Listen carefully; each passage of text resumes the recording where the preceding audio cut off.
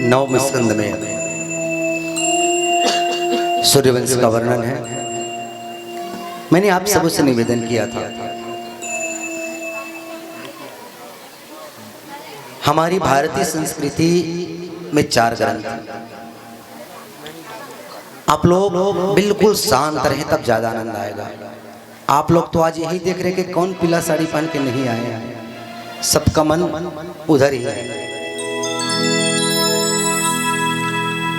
मैं आप सबों से निवेदन कर रहा हूं रोज कि हमारी भारतीय संस्कृति में 4 ग्रंथ, गीता हमें करना सिखाती है, जो निष्काम कर्म योग कैसे करें।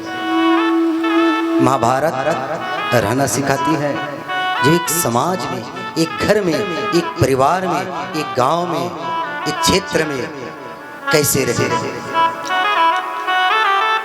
और जिसमें हम प्रवेश करने जा रहे हैं, रामायण की कथा, रामचरितमानस की कथा, वो हमें जीना सिखाती है कि हमें जीना कैसे है। मैं निवेदन किया था पहले स्कंद में महाभारत की कथा, दूसरे स्कंद से 8वें स्कंद तक की धन्य है। राजा अम्बरीश इतने बड़े धरती का सम्राट होते हुए भी प्रत्येक एकादशी को उपवास रहते थे और द्वादशी के दिन दान दक्षिणा करके पारण करते थे।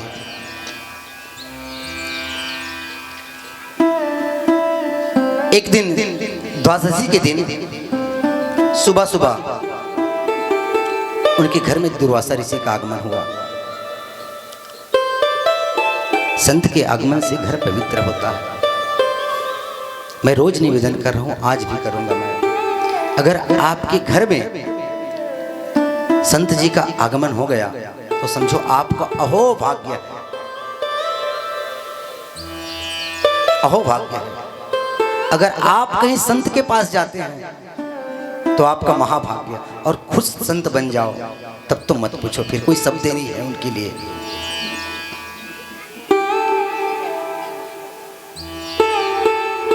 जैसे ही पूजा कर्म से निवृत्त हुए अम्बरीश जी महाराज, दुर्वासा ऋषि का आगमन हुआ, दिव्य स्वागत किए उनका। महाराज मेरा तो एकादशी रहना सफल हो गया, आप जैसे संत का मैं दर्शन पाया, बस पारण करने ही वाला था मैं। कभी कभी क्या होता है, द्वादशी के दिन ही त्रयोदशी लग जाता है, और ऐसा नियम है, सुन लो जो नहीं जानते होंगे, वो त्रयोदशी लगने से पहले पारण हो जाना चाहिए, तभी आपको एकादशी का फल मिलेगा। तो उस दिन द्वादशी और त्रयोदशी दोनों थे।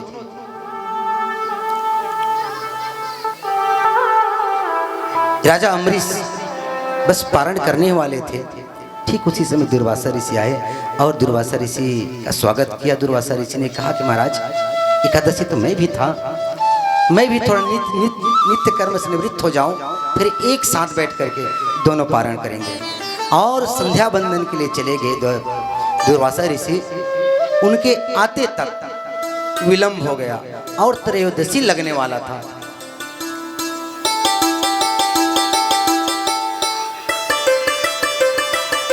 राजा अम्बरीश ने मन में विचार किया, त्रयोदशी लगने वाले हैं और अभी तक महात्मा नित्य कर्म से निवृत्त नहीं हुए हैं, क्यों ना मैं पारण तो नहीं करूंगा, लेकिन चरणामृत ले लेता हूं, कम से कम कुछ तो एकादशी का फल मुझे मिल जाए। और ये मन में विचार करके उन्होंने चरणामृत लेने ही वाले थे, दुर्वासा ऋषि ठीक उसी समय आ गए।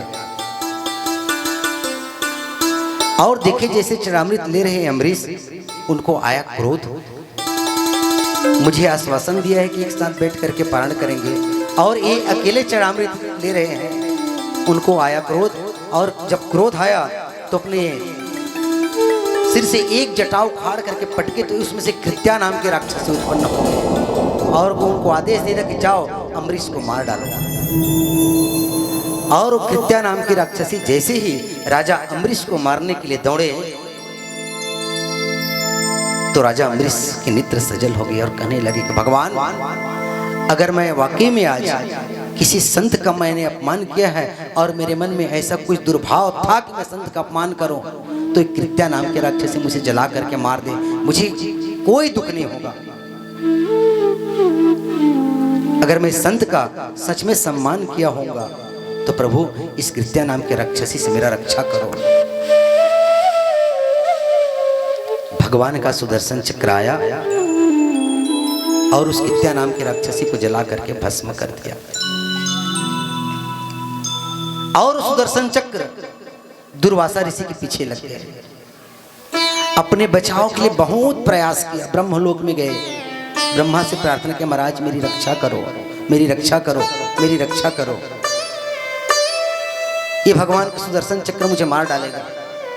ब्रह्मा जी ने भी समर्थता जता दी, बोले कि जो भगवान के भक्त का जो अपमान करता है उनकी रक्षा के लिए मेरी दरवाजा बंद है, बिल्कुल तुम चले जाओ यहाँ से और जल्दी चले जाओ। मैंने निवेदन किया ना, एक बार भगवान का अपमान करोगे तो आपको कहीं भगवान के चरणों में स्थान मिल सकता है, लेकिन भगवान के भक्त का, भगवान के संत का अगर गुरु का अपमान करोगे मेरे भाई बहन, कहीं भी ठिकाना नहीं है तुम्हारा। इसलिए भूल कर जीवन में ये प्रयास मत करना कि आपसे कोई संत का अपमान हो जाए, गुरु का अपमान हो जाए, कोई ब्राह्मण का अपमान हो जाए, कोई साधु का अपमान हो जाए, कहीं भी ठिकाना नहीं है। दुर्वासा ऋषि को ब्रह्मा जी ने वापिस कर दिया। अपने बचाव के लिए कैलाश पर्वत पर गए, भोलेनाथ से कहा, निवेदन किया, भगवान मेरी रक्षा करो, नहीं तो भगवान का सुदर्शन चक्र मुझे जला करके मार डालेगा। उन्होंने भी असमर्थता जता दी, बोले कि तुम जाओ, जिसके भक्त का अपमान किए हो उन्हीं के पास जाओ, शायद वो तुम्हें क्षमा कर दे। दुर्वासा ऋषि सीधे गए विष्णु लोक और भगवान के पास जाकर के उन्होंने विनय किया, क्षमा मांगी, प्रभु मेरी रक्षा करो, आपके सुदर्शन चक्र मुझे जलाकर मार डालेगा, मेरी रक्षा करो। भगवान ने भी असमर्थता जता दी। भगवान कहते हैं मैं भगवान होकर भी अपने भक्त का अपमान करने वालों का रक्षा नहीं कर सकता। मैं तो कहता हूं ऋषि तुम जाओ उसी के पास जिसका तुम अपमान किया हो, क्योंकि मैं तो भक्त का ही अधीन में रहता हूं। मैं भक्त मुझे भोग लगा देते हैं तो पा लेता हूं, नहीं तो वैसे ही रहता हूं, तो मैं क्या रक्षा करूंगा। कि हम भक्त पराधीन हा स्वतंत्र युधिजः साधुर्भिर्गस्त हृदयो भक्तैर्भक्त जन प्रिया। अहम भक्त पराधीन, मैं तो भक्तों के ही अधीन रहता हूं। तुम उसी के पास जाओ। दौड़े दौड़े दौड़े दुर्वासा ऋषि राजा अम्बरीश के पास जा गए और उनके पास जाकर के क्षमा मांगी। और क्षमा मांगते हुए कहते हैं कि महात्मा, मैंने आज जान लिया कि भगवान के भक्तों का क्या महत्व होता है। अहो अनंत दासानां महत्वं दृष्टि पद्ध में कृतागसोऽपि यदिराजन मंगलानि समीहसे। मुझे क्षमा कर देना, आज मैंने भगवान के अनंत प्रेमियों का, अनंत भक्तों का आज महिमा मैंने जान लिया। जिस राजा को आज मैंने जला करके भस्म करने का षड्यंत्र रखा था, आज वही मेरा सम्मान करने लगा। अपने बचाव के लिए 1 साल तक 12 महीने तक घूमते रहे और धन्य है राजा अम्बरीश। उन्होंने भी मन में विचारा कि आज मेरे द्वारा किसी संत का अपमान हुआ है, जब तक के दुर्वासा ऋषि का मैं सम्मान न कर लूं तब तक भोजन नहीं करूंगा, पारण नहीं करूंगा। जैसे ही वो निकले थे उसी समय से हाथ में चरणामृत ले 12 महीने तक के राजा अम्बरीश एक ही स्थान पर खड़े थे। आकर के दुर्वासा ऋषि ने साष्टांग चरणों में प्रणाम किया और उनसे क्षमा मांगी।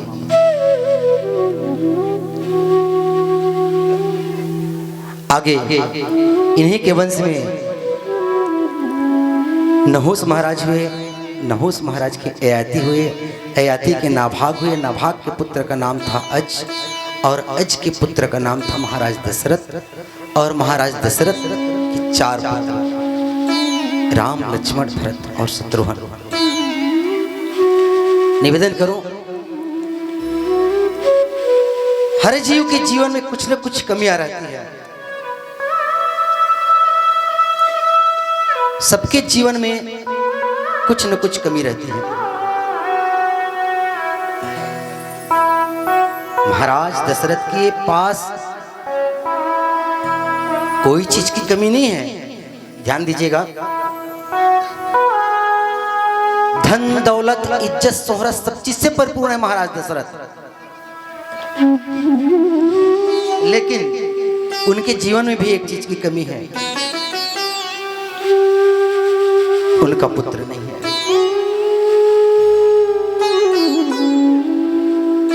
महाराज दशरथ एक जगह बैठे बैठे एक दिन उनको ग्लानि हुई और मन में सोचा कि भगवान, क्या मेरा ये जीवन बिना पुत्र का निकल जाएगा? क्या मेरे जाने के बाद इस अयोध्या की राजगद्दी सुनी रह जाएगी? क्या मैं बिना पुत्र का रह जाऊंगा?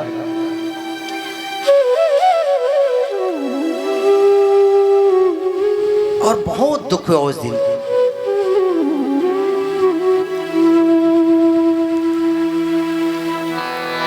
भयवो गलानी मोरे सूत नाई। भयवो गलानी मोरे सूत नाई। भयवो गलानी मोरे सूत नाई। भयवो गलानी मोरे सूत नाई। एक बार भूपति मन माही। एक बार भूपति मन माही। गुरु गुह गया तुरत महिपाला। गुरु गृह गया तुरत महिपाला। चरण लागी करी विनय विशाला। शरण लागी करी विनय विशाला। निज दुख सुख सब गुरु ही सुनाया। निज दुख सुख सब गुरु ही सुनाए। निज दुख सुख सब गुरु ही सुनाया। निज दुख सुख सब गुरु ही सुनाए। कही वशिष्ठ बहुविधि समझाया। कही वशिष्ठ गाइए सब लोग। विधि समुझाए। ओ धरहु धीर होई है सुत चारी। धरहि धीर होई है सुत चारी। ओ त्रिभुवन विदित भगति भयहारी। त्रिभुवन विदित भगत भयहारी। क्या सुंदर संकेत मिलता है हमको इस कथा से। महाराज दशरथ के मन में एक बार ग्लानि हुई कि मेरा कोई पुत्र नहीं है, मेरा कोई उत्तराधिकारी नहीं है। क्या मेरे मर जाने के बाद अयोध्या की राजगद्दी सुनी रह जाएगी? मन में उनका विचार आया कि मैं जाऊं, इनका निवारण अपने गुरु से पूछूं। और सीधे अपने गुरु वशिष्ठ के पास गए।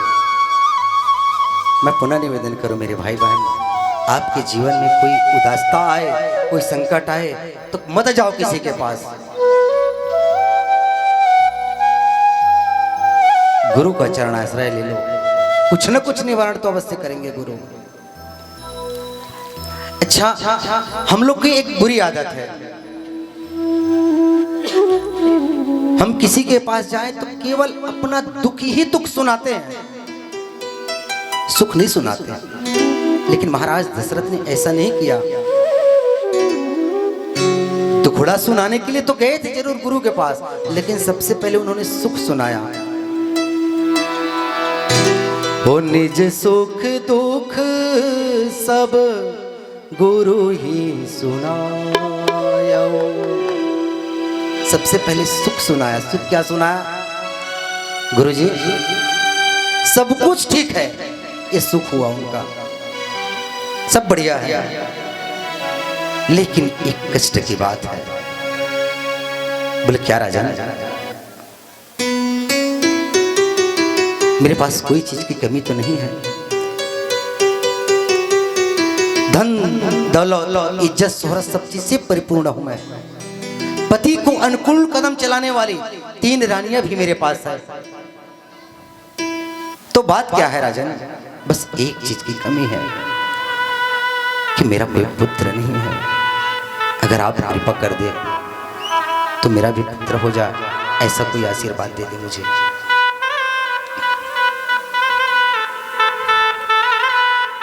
कमाल की बात कहते हैं। गुरु वशिष्ठ ने कहा कि चिंता मत करो, तुम मेरी शरण में आ गए हो, सब ठीक हो जाएगा, बस मन में धीरज रखो। क्या कहते हैं? धरहु धीर होई है सूत चारी। धीरज रखो, एक नहीं तुम्हारे 4 बेटवा होंगे। तुम तो एक पुत्र की कामना के लिए आए हो, जा मेरा आशीर्वाद है। एक नहीं तुम्हारे 4 पुत्र होंगे, और वो 4 पुत्र तुम्हारे साधारण नहीं होंगे। तो त्रिभुवन विदित भगति भयारी, साधारण नहीं होंगे, त्रिभुवन विदित भगति भयहारी। उस सबके त्रास को मिटा देंगे वो। तब हाथ जोड़ करके राजा दशरथ ने कहा, महाराज तो मैं अब क्या करूं, मुझे कुछ मार्गदर्शन करो। तब वशिष्ठ ने कहा, श्रृंगी ऋषि वशिष्ठ बुलावा। श्रृंगी ऋषि वशिष्ठ बुलावा। श्रृंगी ऋषि वशिष्ठ बुलावा। श्रृंगी ऋषि वशिष्ठ बुलावा। पुत्र काम शुभ यज्ञ करावा। पुत्र काम शुभ यज्ञ करावा। इतना कहने पर श्रृंगी ऋषि को बुलाया और भगति सहित मुनि आहुति देने प्रगटे अग्नि चरु करने लगे। यज्ञ कुंड में महाराज दशरथ पुत्र कामेष्टि यज्ञ कर रहे हैं और उसमें भक्ति के सहित आहुति दे रहे हैं। जब भी हम कथा कराते हैं, किसी यज्ञशाला में जाते हैं, यज्ञ करते में जब हवन कुंड में आहुति देते हैं, उसमें हमारी भक्ति होनी चाहिए। लेकिन कई लोग उसको ऐसे फेंकते हैं, ऐसा नहीं करना चाहिए। उसमें देवता प्रसन्न नहीं होते, उसमें देवता रुष्ट होते हैं। भाव से आहुति देना चाहिए। क्योंकि आपकी द्वारा दी हुई आहुति देवताओं को मिलता है। महाराज दशरथ ने भक्ति सहित मुनि आहुति दिन प्रगटे अग्नि चरु करने यज्ञ नारायण खीर की चरु लेकर के प्रकट हुए और जो वशिष्ठ कछु हृदय विचारा सकल काज भासित तुम्हारा। उसी भगवान ने उस चरु को वशिष्ठ जी के हाथ में दिए और कहा इसको दशरथ जी को दे दो। वशिष्ठ जी ने महाराज दशरथ को चरु दिए और कहा अपने तीनों रानियों को यथा भाग बांट दो। महाराज दशरथ ने उसमें का जो प्रसाद था आधी को तो मां कौशल्या को दिए और 2 भाग और किए। बंटवारे का बड़ा यहाँ पर कई संतों ने कई भाव बताए हैं। एक भाग मां का की और एक भाग मां सुमित्रा को दिए। आधा भाग देने में से जो बचा उसको। इतना का करके यज्ञ नारायण भगवान अदृश्य हो गए। सबको प्रसाद दिया। समय बीता ए विधि गर्भ सहित सब नारी भई हृदय हर्षित सुखकारी। मां कौशल्या के सुमित्रा गर्भवती हुई और सब हर्षित हुए। समय बीतता गया। भगवान के जन्म का समय आया कि जो गलगन ग्रह बार तिथि सकल भय अनुकूल। चरु अरु अचर हर्ष जुत राम जन्म सुख मूल। राम जन्म सुख मूल। चैत्र का महीना था। 9वीं तिथि थे। 9वीं तिथि मधुमास पुनीता शुक्ल पक्ष अभिजित हरिप्रीता। मध्य दिवसीय दिन शीतन घामा पावन काल लोक विश्राम। सब देवता स्तुति करने लगे और 9वीं तिथि के दिन अभिजीत मुहूर्त में दिन को ठीक 12 बजे मां कौशल्या के सामने चतुर्भुज रूप में भगवान श्री राम जी का प्रागट्य हो गया। बोले श्री रामचंद्र भगवान की जय। सब लोग हर्षित हुए। सब लोग आनंद मना रहे हैं। जब चतुर्भुज रूप में प्रकट हुए भगवान में मां कौशल्या कहती है बेटा मैं तो तुमको पुत्र बन के आने के लिए कहा था और तुम तो सबके बाप बन के आ गए। अब मैं क्या करूं? मैं तुमको कैसे गोदी में लूंगा? और जब तक तुम मेरी गोदी में नहीं आओगे तब तक मुझे आनंद नहीं आएगा। भगवान ने तत्काल बाल रूप हो गए और मां कौशल्या की गोदी में आ गए। महाराज दशरथ के जो दासियां थे उन्होंने जाकर के दशरथ जी को सूचना दिया। तब तो आनंद का पारावार नहीं रहा। सुर समूह विनती करी पहुंचे निज निज धाम। जग निवास प्रभु प्रगटे अखिल लोक विश्राम। सब लोग धन्य हो गए और सब लोग बड़े उत्साह से जन्मोत्सव मना रहे हैं। अगर चाहे तो हम लोग भी जन्मोत्सव मनाएं थोड़ा 5 मिनट के लिए, अगर आप सबकी इच्छा होगी तो जन्मोत्सव मनाएं। भगवान राम का जन्म हुआ है। ऐसे कोई लोग सिर हिला रहे हैं, कोई नहीं बोल रहे हैं, कोई हाँ बोल रहे हैं। हाथ उठा के बताओ। सब लोग की इच्छा थी है ना? सहयोग करोगे कि नहीं करोगे? कितने लोग करोगे सहयोग? आधा हाथ कम हो गए। इधर वाले मैं कल निवेदन किया था जब साधारण बालक जन्म लेते हैं घर में तो हम लोग कितना उत्सव मनाते हैं। और आज तो जगत पिता का जन्मोत्सव यहाँ मनाने जा रहे हैं तो सब लोग मनाओगे ना? एक बार और दोनों हाथ उठा के बताओ। 2 मिनट के लिए सभी लोग खड़े हो जाओ अपने अपने स्थान पे, मात्र 2 मिनट के लिए अपने अपने स्थान पे खड़े हो जाओ।